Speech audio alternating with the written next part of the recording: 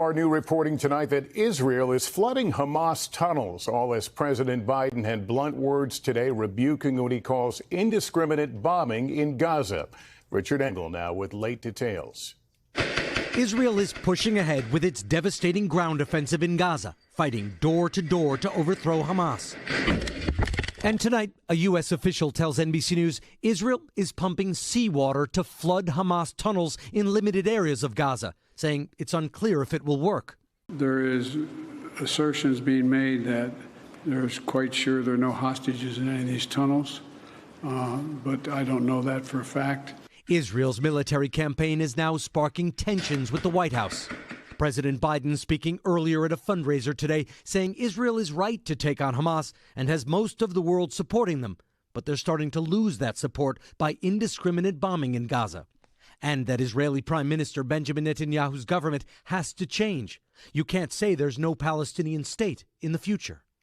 The administration wants the more moderate Palestinian Authority to take over post-war Gaza. But Netanyahu is rejecting that, saying overnight, I will not allow the entry into Gaza of those who educate for terrorism, support terrorism, and finance terrorism. Today, 6 aid groups said the humanitarian situation in Gaza is in an apocalyptic freefall, writing the war has killed more than 7,500 children, more than all global conflicts last year combined.